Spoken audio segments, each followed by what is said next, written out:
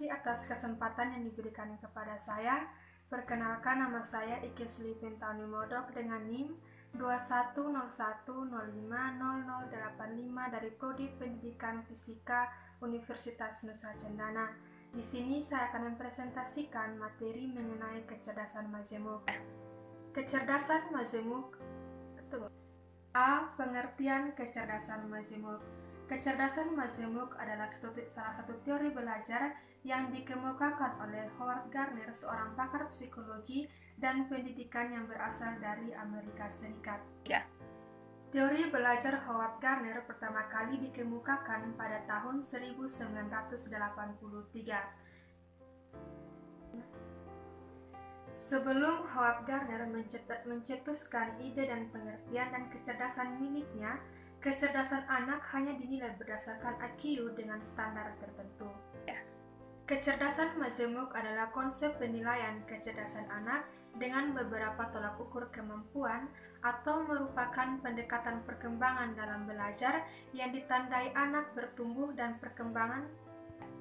Kecerdasan majemuk adalah konsep penilaian kecerdasan terhadap seorang anak yang diukur dengan beberapa tolak ukur kemampuan atau merupakan pendekatan perkembangan dalam belajar yang ditandai anak tumbuh dan berkembang sebagai suatu keseluruhan, tidak hanya satu dimensi saja yang berkembang dalam suatu waktu tertentu, atau sebaliknya tidak semua dimensi memiliki kecepatan perkembangan yang sama. B. Kecerdasan majemuk menurut para ahli. Yang pertama, menurut seorang ahli yang bernama Howard Gardner. Howard Gardner mengeluarkan konsep penilaian kecerdasan dengan 8 parameter. Konsep ini dimulai dari pandangan penilaian kecerdasan anak yang tidak hanya berdasar skor standar saja. Kemampuan anak menyelesaikan masalah yang terjadi, kemampuan menghasilkan persoalan baru yang diselesaikan, kemampuan menciptakan sesuatu atau memberikan suatu penghargaan dalam budaya seseorang. Dari paradigma yang telah dijelaskan di atas, maka pandangan yang dihasilkan adalah bahwa seorang anak pasti menonjol di salah satu atau sejumlah kecerdasan. Ahli yang kedua adalah Thomas Armstrong. Thomas Armstrong menyebutkan bahwa tiap anak dilahirkan dengan potensi yang memungkinkan mereka menjadi cerdas. Terdapat sifat-sifat yang natural pada seorang anak, yaitu rasa ingin tahu, daya eksplorasi, vitalitas, spontanitas, dan fleksibilitas. Thomas Armstrong menunjukkan bahwa ada sejumlah indikator penilaian terhadap seorang anak. Indikator-indikator ini yaitu yang pertama, observasi, dokumentasi, hasil karya, penilaian tugas, penilaian berdasar konteks tertentu, portofolio, dan penilaian 8 parameter kecerdasan yang dikemukakan oleh Gardner.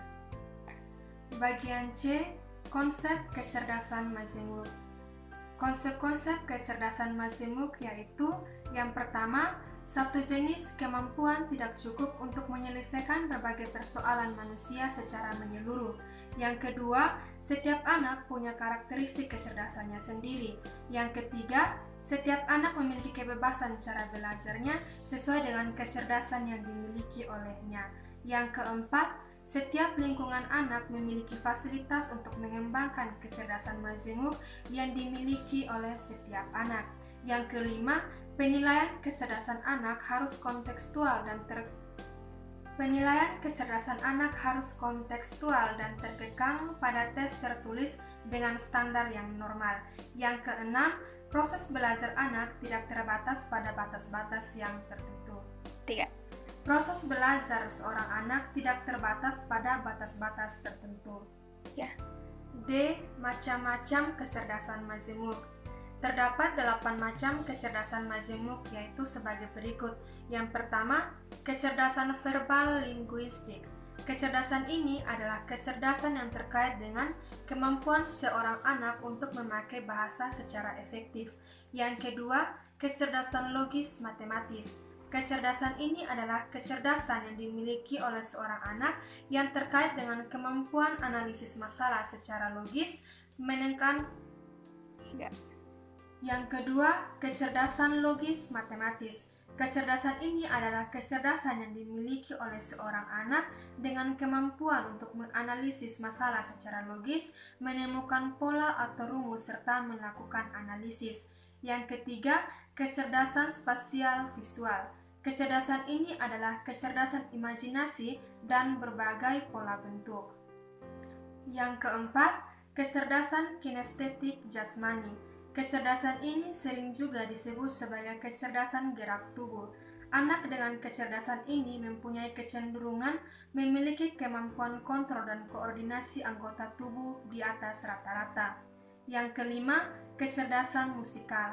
Kecerdasan musikal adalah kecerdasan yang dimiliki oleh seorang anak untuk menyimak atau mencerna musik, menyimak pola-pola nada, mengenalinya, dan memanipulasinya. Ya. Yang keenam adalah kecerdasan intrapersonal. Kecerdasan ini adalah kecerdasan yang dimiliki oleh seorang anak untuk memahami dirinya sendiri, menyadari keberadaan dirinya, dan berbagai kesadaran terkait dengan introspeksi diri. Yang ketujuh, kecerdasan interpersonal. Kecerdasan ini adalah kecerdasan yang dimiliki oleh seorang anak untuk memahami kemampuan berkomunikasi, berhubungan, dan mengetahui bagaimana perannya dengan orang lain. Ya. Yang kedelapan adalah kecerdasan naturalis. Kecerdasan naturalis adalah kemampuan seorang anak untuk mengenali, melihat perbedaan, menggolongkan, dan mengkategorikan apa yang dilihat atau dijumpai di alam atau di lingkungannya. Bagian E adalah ciri-ciri kecerdasan majemuk. Berikut ini adalah beberapa ciri-ciri kecerdasan. Berikut ini adalah beberapa ciri kecerdasan majemuk yang dimiliki oleh seorang anak, yaitu sebagai berikut. Yang pertama, kepekaan terhadap bahasa dan kata-kata. Yang kedua, kepekaan anak terhadap pola abstrak dan pola matematika. Yang ketiga, kepekaan terhadap kondisi dan situasi ruang dan spasial tertentu. Yang keempat, menjalankan berbagai aktivitas fisik yang berorientasi pada mengolah tubuh. Yang kelima, kepekaan terhadap nada, tempo, dan irama musik. Yang kelima, kepekaan seorang anak terhadap tempo, nada, dan irama musik. Yang keenam, kepekaan terhadap diri dan kesadaran dirinya. Yang ketujuh, kepekaan terhadap hubungan diri dengan lingkungan sosialnya. Yang kedelapan, kepekaan terhadap berbagai bagian di lingkungan alam. Bagian F adalah cara mengembangkan kecerdasan majemuk. Pada bagian ini tentu dibutuhkan peran dari orang tua, lingkungan, dan sekolah dalam proses perkembangan kecerdasan majemuk yang dimiliki oleh seorang anak. Untuk mengembangkan kecerdasan majemuk yang dimiliki oleh seorang anak, maka pihak terdekat atau orang-orang yang Untuk mengembangkan kecerdasan majemuk yang dimiliki oleh seorang anak, maka pihak terdekat atau orang-orang yang dekat dengan anak tersebut harus bisa menyesuaikan dengan kecerdasan yang paling menonjol dari anak tersebut. Setiap anak memiliki kecerdasan majemuk yang berbeda, karena itu perlu adanya pendekatan yang tepat dan disesuaikan dengan kecerdasan majemuk yang dimiliki oleh anak tersebut. Demikian hasil presentasi saya, sekian dan terima kasih.